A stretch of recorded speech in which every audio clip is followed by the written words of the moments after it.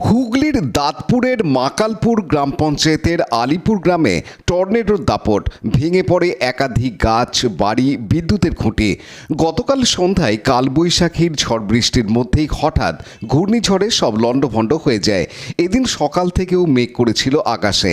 হঠাৎই ঝড় বৃষ্টি শুরু হয়, তাতে উদ্ধার কাজে সমস্যা দেখা দেয়।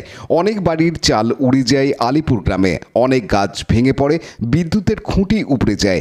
একজন আহত হয়েছেন, তাকে স্থানীয় হাসপাতালে নিয়ে যাওয়া হয়। আজ ঘটনাস্থলে যান পোলবা দাঁতপুরের বিডিও জগদীশ বারুই, ওসি দাঁতপুর অভিষেক চৌধুরী সহ স্থানীয় পঞ্চায়েত ও ব্লক প্রশাসনের লোকজন। ঘূর্ণিঝড়ে ধনিয়াখালীর সমসপুর 2 নম্বর পঞ্চায়েতের সিথি পলাশী গ্রাম সহ ধনিয়াখালীতে অনেকগুলি কাঁচা বাড়ির চাল উড়ে যায়। বিডিও জানান, পঞ্চায়েত থেকে ভেঙে পড়া গাছ সরানোর ব্যবস্থা হচ্ছে।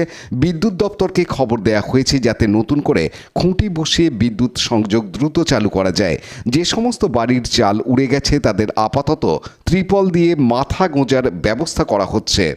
তল্লবল্ল হয়ে গেল, কি বলবেন? হ্যাঁ, হঠাৎ ঝড়ে এই বর্ষাড়া গ্রামে আমাদের মাকালপুর অঞ্চলে পূর্বদাতপুর ব্লকের অধীন এবং ধনেখালী বিধানসভা, সেখানে হঠাৎ আজকে আমি রাত্রে ভোরবেলা খবর পেলাম যে এখানে প্রচণ্ড তাণ্ডব হয়েছে ঝড়ে। একটা ঝড় ঘূর্ণিঝড়ের মতো ঠিক এই এলাকাটা দিয়ে বেরিয়ে গেছে। দেখলাম যে প্রচুর গাছপালা ভেঙে গেছে, অনেক পুরাতন গাছপালা ভেঙে গেছে। এখানে প্রায় 18 থেকে 20টা হয়তো ইলেকট্রিক পোল পুরো ভেঙে গেছে এবং তারপর তছনছ হয়ে গেছে। ইলেকট্রিক অফিসের তৎপরতায় এখানে সাধারণ মানুষের সহযোগিতা এখানে কাজগুলো চলছে। ইতিমধ্যে এখানে এসে উপস্থিত হয়েছেন পূর্বদাতপুর ব্লকের বিডিও সাহেব এবং দাঁতপুর থানার ওসি থেকে শুরু করে প্রধান থেকে শুরু করে এবং এখানে আমাদের নেতৃত্ব থেকে শুরু করে কর্মীবৃন্দ, সদস্যা প্রত্যেকে এখানে উপস্থিত আছে। সাধারণ মানুষ প্রচুর আছে। বেশ কিছু মানুষের ঘরবাড়ি চাল উড়ে গেছে, এরকম অবস্থায় হয়েছে। সবচেয়ে এখানে বিপর্যয় দেখা দিয়েছে সেটা হচ্ছে ইলেকট্রিক পোল, গাছপালা। এছাড়া একজন আহত হয়েছে পথ পড়ে যাওয়ার কারণে, তাকে আমরা হসপিটালে নিয়ে যাওয়ার ব্যবস্থা করেছিলেন আমাদের বিডিও সাহেব। এইভাবে আমরা এখানে আছি সাধারণ মানুষের তরফ, যাতে করে বিদ্যুতের কানেকশানটা আজকের মধ্যে খুব তাড়াতাড়ি হয়ে যায় এবং এই মানুষগুলো যাতে, যারা গৃহহীন হয়ে গেছে, তারা যাতে পরিষেবাটা পায়, তারা যাতে ঘরে থাকতে পারে, তার জন্য যাতে ফল খাবার জিনিস সামগ্রী দিয়ে যায়, তার জন্য আমাদের চেষ্টা করছি। কুমার, আমার এটা বাড়ি 3:40 নাগাদ হঠাৎ কোথা থেকে এরম ঝড় হলো আমি বিগত 60 বছর এরম দেখিনি। আমার 64 বছর বয়স। তবে খুব দুঃখ যে এইভাবে আমরা শেষ হয়ে গেলাম।